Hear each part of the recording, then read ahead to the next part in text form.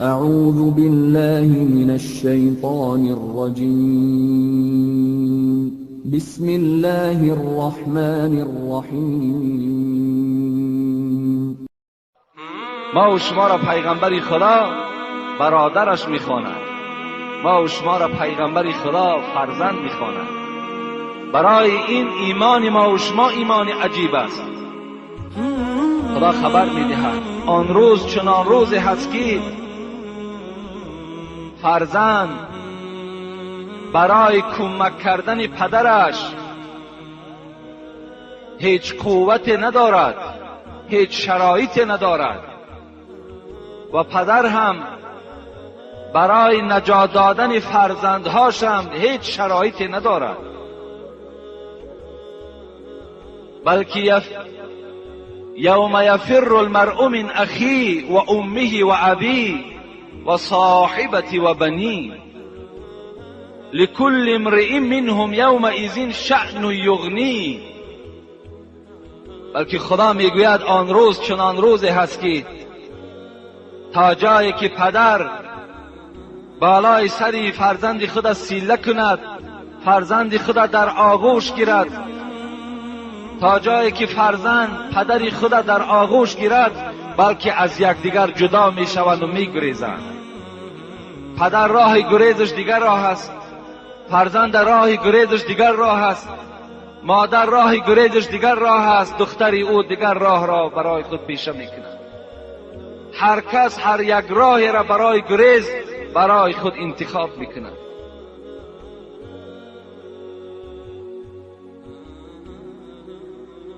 یقول الانسان یومئذ این المفر کلا لا وزر الی ربک یومئذ المستقر.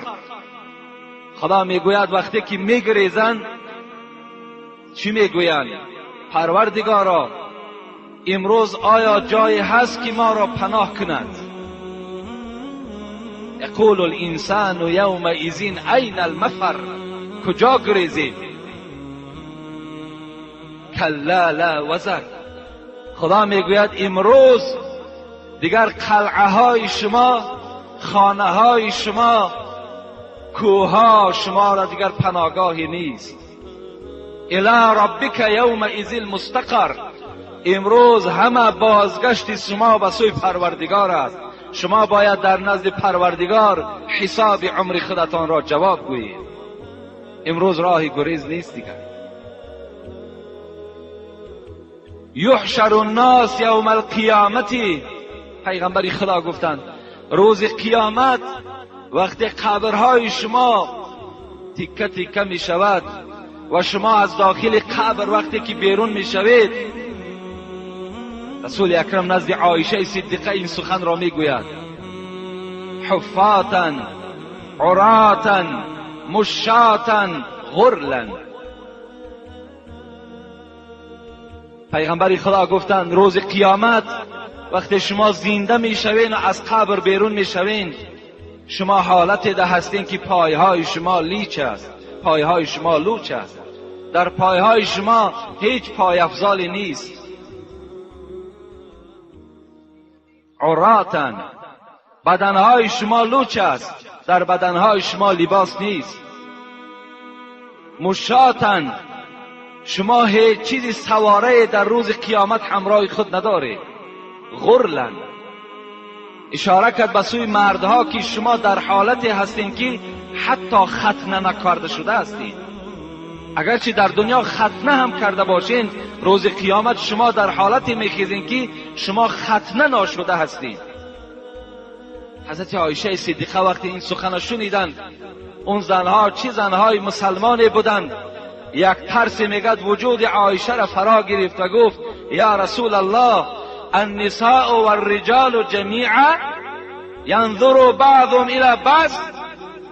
ای حبیبی خدا، شما گفتید که مردها و زنها همه در حالت عریان از جا میخیزند، یکدیگر را نظر میکنند.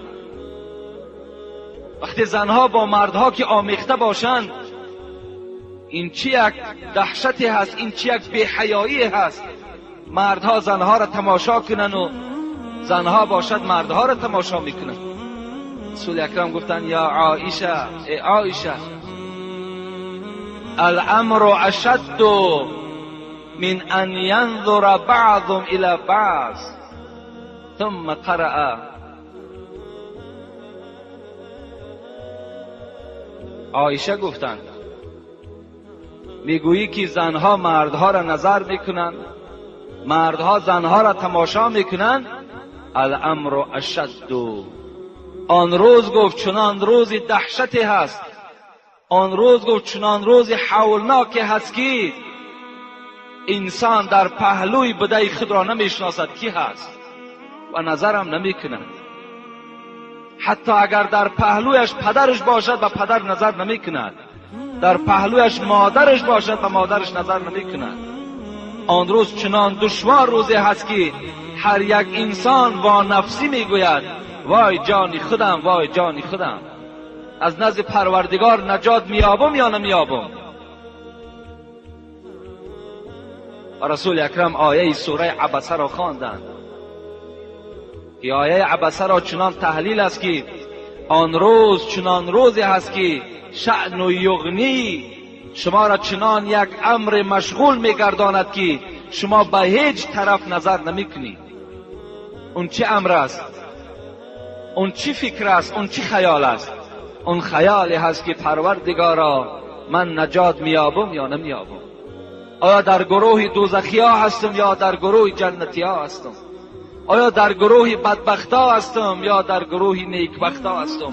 هر انسان در این خیال آن روز گرفتار است.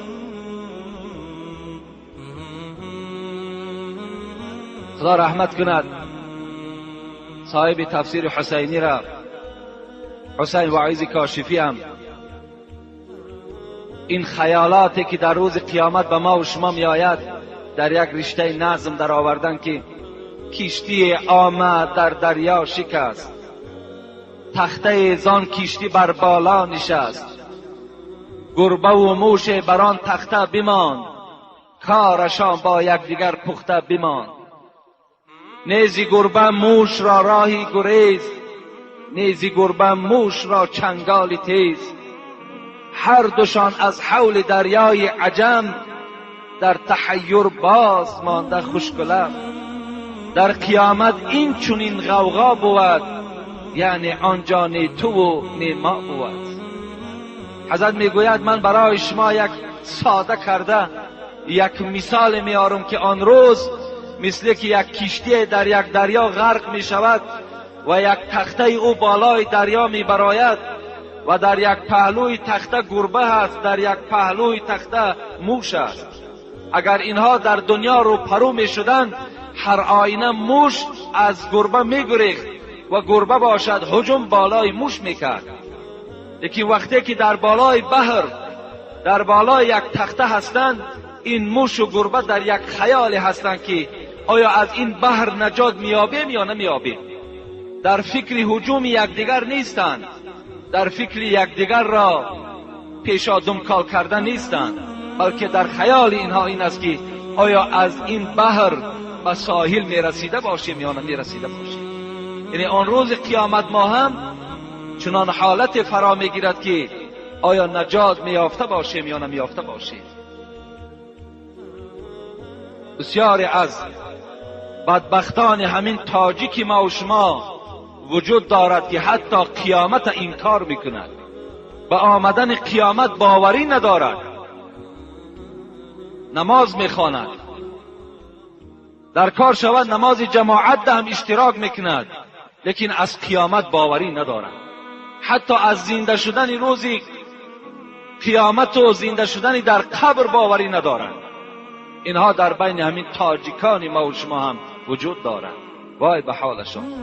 ایحسب الانسان ان لن نجمع عظاما بلا قادرین علی ان نسوی بنانا.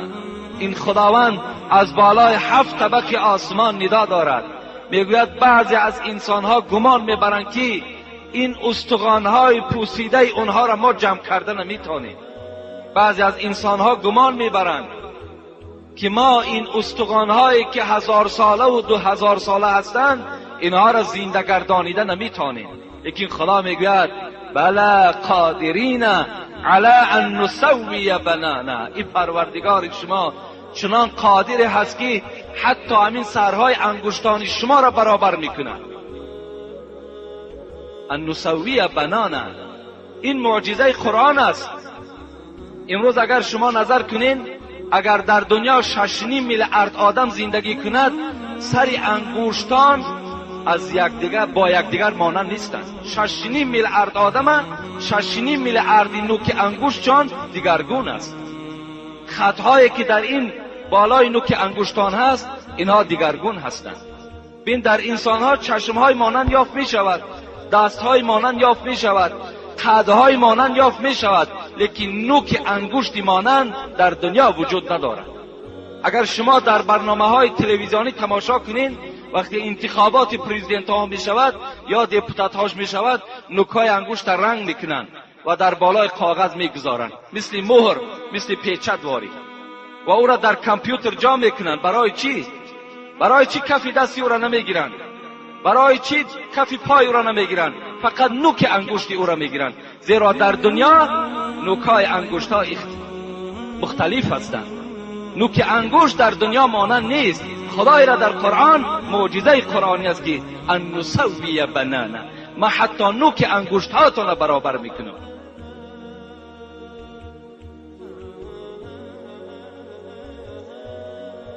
اون خداوند فریاد میزد است، ندا میکرده است.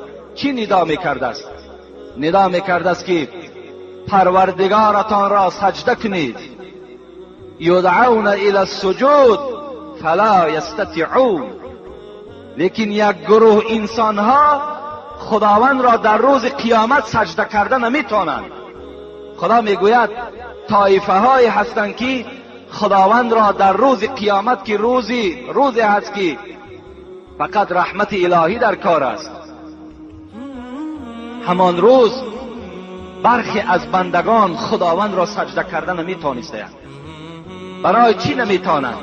مفسران میگویند که همون انسانهای سجده کرده نمیتونند که میانهای اونها همون ستون مهره که امروز چقدر به آسانی خم و راست میشود، این ستون مهره ها یخ میکنند، یک لخت میشوند، دیگر راست میماند. سجده کرده پروردگار نمیتواند. برای چی نمیتواند؟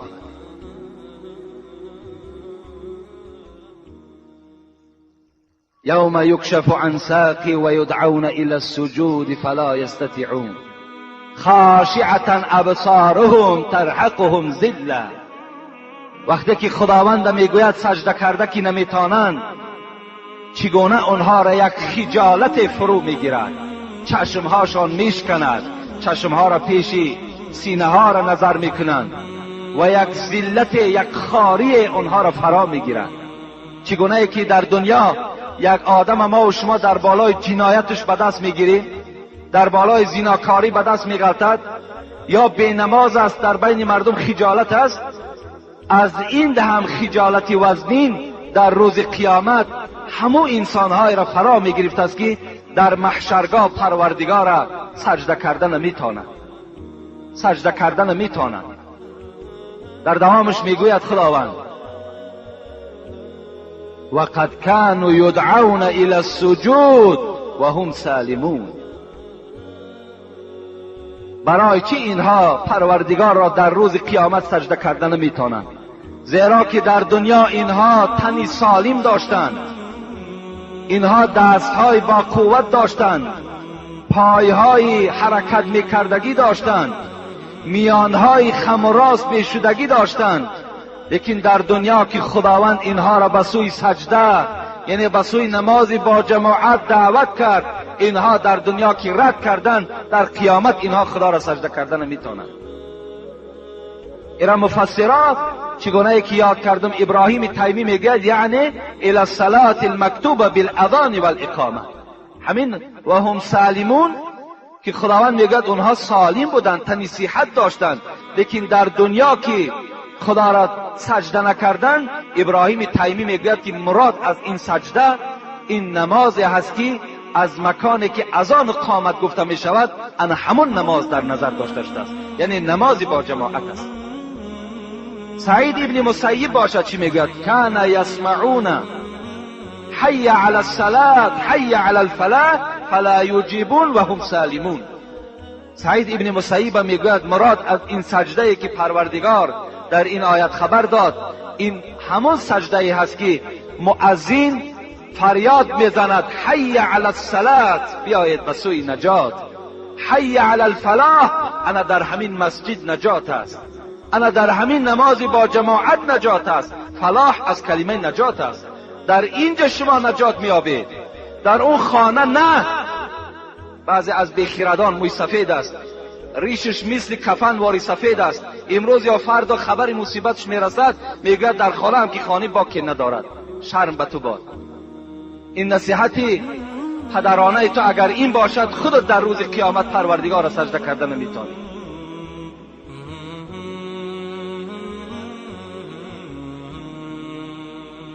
سعید ابن مسیب میگوید فریاد میزند مؤذن حی علی الصلاة، به معنای ایتی، بیایید بیایید ای مردمی که در خانه هستین بیایید. برای چی میگوید حی علی الصلاة؟ فریاد زده ایستاده است خیزید از خانه ها را ترک کنید. در خانه باید زن نماز خواند، در خانه باید نماز سنت خوانده شود، نماز نافله ها خوانده شود، برای فرض نماز در مسجد خوانده شود. حی علی الصلاة، بیایید به سوی نماز. حی علی الفلاح، انا در همین نمازی که در جماعت خوانده می شود، سعید ابن مسیب میگوید خداوند میگوید که انا در همین نماز چی است؟ نجات است. میشنوند صدای اذان، میشنوند. یا امروز صدای اذان شنیدن شرط نیست، در محله که مسجد هست باید که در همون محله تو میشنوی نمیشنوی نمازت باید با جماعت خوانده شود. حضرت کعب الاحبار حضرت گفتن والله گفتن ما نزلت هذه آیه فی الذین تخلفوا عن الجماعه فأی وعید اشد من. حضرت کعب الاحبار میگوید این آیه‌ای که در سوره قلم است که ما تلاوتش کردیم، قسم به خدا میگوید سبب نزول این میگوید فقط و فقط در حق آن کسانی هستند که تخلفوا عن الجماعه، از جماعت بیزاری میطلبند، از جماعت پرهیز هستند، جماعت را بد میبینند، در جماعت اشتراک نمیکنند. قسم به خدا میگوید این آیت فقط و فقط در حق اونها نازل شده است. ایرا کعب الاحبار در تفسیر انمین آیت میگوید و حضرت میگوید از این آیت را دیده برای آدمانی که نماز جماعت را ترک میکنند دیگر وعیدی سخت در قرآن وجود ندارد. امروز با این قدر شرایط، با این قدر حالتهای خوبی که در ما هست، اگر ما و شما نماز ترک کنیم، اگر ما و شما نماز جماعت نخوانیم، ما و شما را هم آشکار میکند که شما مسلمان کامل نیستین، شما زمانه ساز هستین. تا دیروز یک زمانی بود که آمدن مسجد جنایت بود، برای تو یک بانه بود که مرا حکومت نمیگذارد، در قانون ممکن نیست. امروز الحمدلله چنان راهبری داریم که عدلش تمام جمهوری ما و شما را فرا گرفته است. مرحمت، رفته در مسجدهاتون نمازتون خوانید. قانون برای ما و شما امروز هیچ مانعی ندارد، هیچ صدی راه نمی شود، فقط ایمان کامل در کار که تا که سنت پیغمبر تا ترک نکنی. صوفی علیه را خدا رحمت کند در رشته های نظم میگوید بخصوص آن گزیده دو صحرا خاتم انبیا حبیب خدا، آن حبیبی که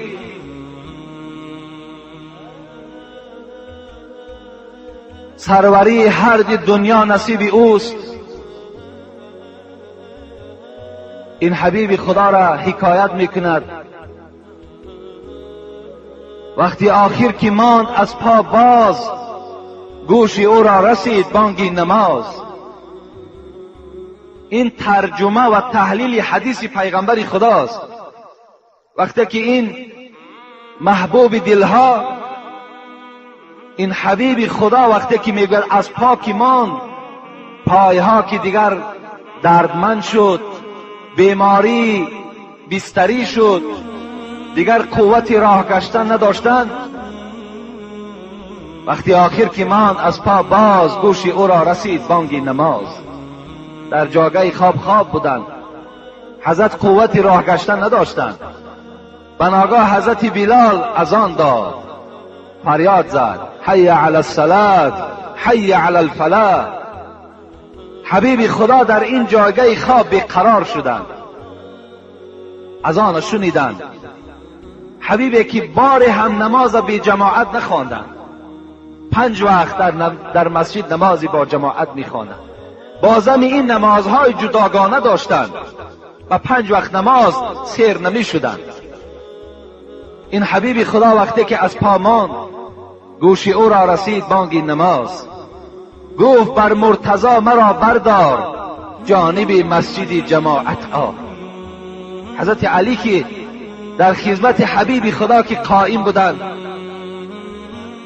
و حضرت علی خطاب کرد. علی گفت مرا بردار، مرا بردار که از داخل مسجد مؤذن فریاد دارد که بیاید به سوی نماز بیاید که در این نماز نجات است. مرتضی که به خادمی سر داشت، مصطفی را به پشت خود برداشت. حضرت علی خدمتگار رسول اکرم، داماد این حبیب خدا، رسول اکرم را آب طهارت دادند. حضرت طهارت کردند، در پشت خود بار کردند. در روایت ها می آید که 3 بار حضرت علی او را آب طهارت می داد. در پشت که بار میکرد، حضرت حبیب خدا که بدنش خیلی ضعیف شده بود و خیلی بیماری وزنی که فرا گرفته بود، نصف را که میرفت میگفت علی پس گرد که من طهارتم شکست. حضرت پس میگشتند، باز می آمدند، 3 بار میگوید حضرت طهارت دادند، 3 بار آب طهارت گرفتند. مرتضی که به خادمی سر داشت، مصطفی را به پشت خود برداشت. پشت پای رسول معبودی از ضعیفی به عرض می سودی.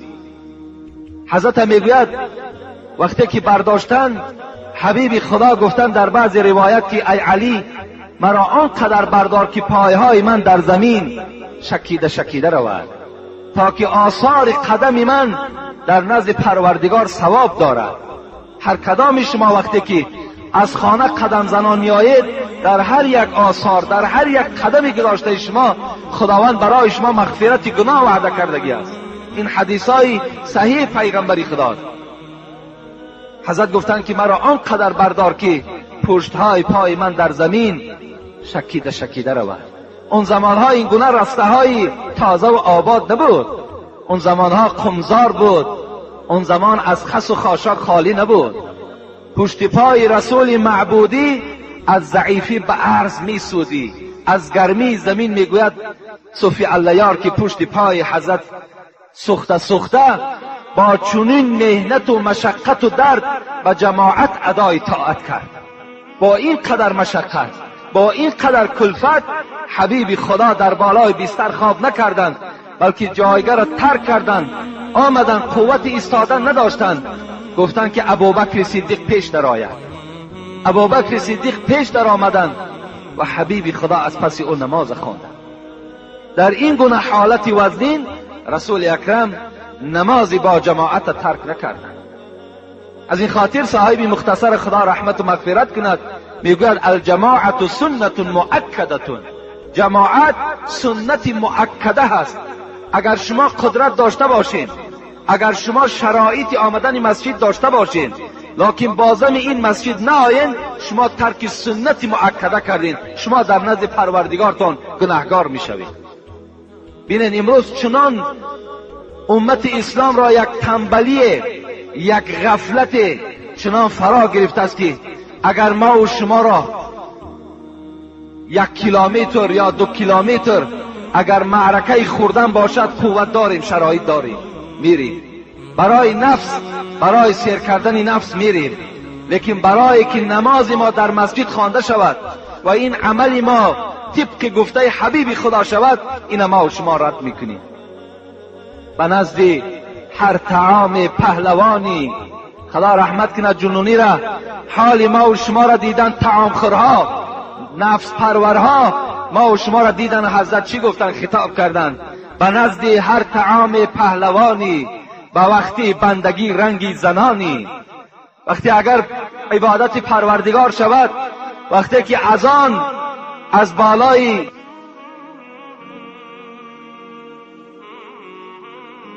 هر حال چکار میکنین؟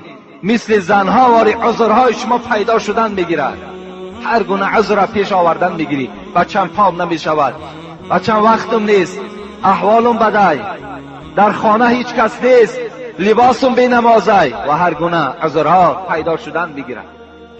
به نزد هر طعام پهلوانی، به وقتی بندگی رنگی زنانی. روی کوها به عزم بیل دسته، به مسجد می شود پایت شکسته. همه جا می رای، مثل گاواری خوراک تک خورده می تانی. تمام دنیا را اگر بارد کنن، بار دنیا را کشیده می تانی. اگر در یک زمین داشته باشی، برای زمینت از سحر تا دیگه در همون زمین می استی، برای که یک ماه یا 2 ماه خوراکی تو پیدا شود. لیکن در یاد تو آمدن مسجد هیچگاه نمی زند، دل تو بار هم به مسجد نمی سوزد. امروز شکرانه کنین، خدا این استقلالیت و این آزادی را برای شما داده است. باور کنین این نعمتی گران است. خودتان میشینین میگوین که تراویح را خوانده نمیتانستین. شما همین سخنها از زبان شما پدرهای عزیز میبراید، تراویح ما خوانده نمیتونیم، پدرها ما را بدرقه کردن فلان و فلان. امروز الحمدلله که این شرایط بهترین آمده است، چرا شما شکر نمیکنید؟ درهای مسجد کشاده است، فقط آدمی با تقوا میکاود، فقط آدمی ایماندار میکاود. مرحمت بیا دروازه ها هوی، دیگر چی بانه داری؟ کشی چون گاو دائم بار دنیا، شوی در خدمت مولا کسلها. مثل گاواری دنیا را در طلب دنیا، در پرورش نفست غوطه زدگی هستی، لیکن در خدمت مولای خودت، در فرمان پروردگار خودت اینقدر عاجز آمدی. حضرت عمر خدا رحمت و مغفرتشان کند، بار نماز عصر را خواندند. نماز عصر خوانده شد، فاتحه و دعا کرده شد و بر جمعیت نگاه کرد. اونها عجیب ایمان با قوت داشتند. جماعت نظر کردند که یک نفر در جماعت اشتراک ندارد. حضرت گفتن فلانی در کجاست؟ گفتن شاید بیمار باشد. حضرت عمر از مسجد راست خانه همون کس رفتند. چرا در جماعت اشتراک نمیکنه؟ آمدن دروازه این مرد که در جماعت اشتراک نداشت تق تق کردند. مرد از خانه برآمد. مرد در خانه بود که حضرت عمر در را تق تق کرد. از داخل صدا شد کی هستی؟ گفت فرزند خطاب هستم، عمر هستم. وقتی این مرد میگوید نام عمر را شنید، یک لرزه وجود او را فرا گرفت. حضرت عمر چنان از خدا می ترسیدند، چنان یک هیبتی داشتند که تمام مردم را هیبت او فرا گرفتگی بود، زیرا وی عدالت داشت، وی حقیقت شناس بود. گفت عمر ابن الخطاب هستم. میگوید این مرد با شتاب دوان آمد دروازه را کشاد و سلام داد، السلام علیکم، و تعظیمی بر عمر کرد. حضرت عمر گفتند از جانب مسجد صدا شد،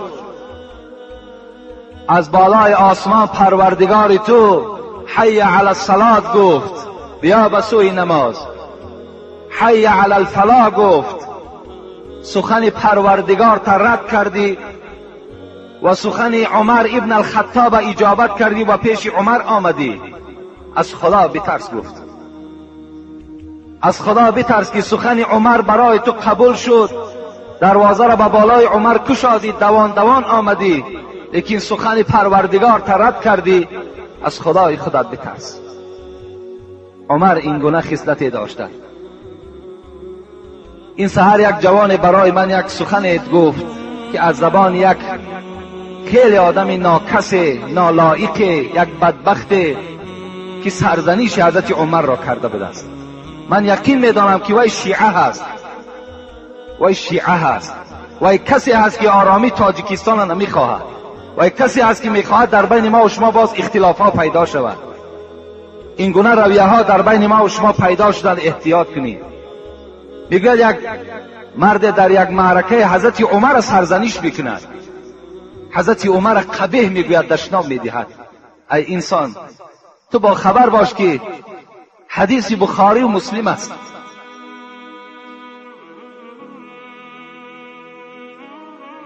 باری میگوید پیغمبر خدا در طرف راستش ابوبکر صدیق بود، در طرف چپش حضرت عمر بود. میگوید به طرف مردم اشاره کرد، روز قیامت گفت دستای هر دی ایشان قپی، دست ابوبکر دست عمر. روز قیامت گفت از قبر ما همچنان میخیزیم، با عمر و با ابوبکر میخیزیم. این یک شرف است که در پهلوی پیغمبر خدا ابوبکر خوابیده است، امروز در پهلوی پیغمبر خدا عمر خوابیده است. این شرف است.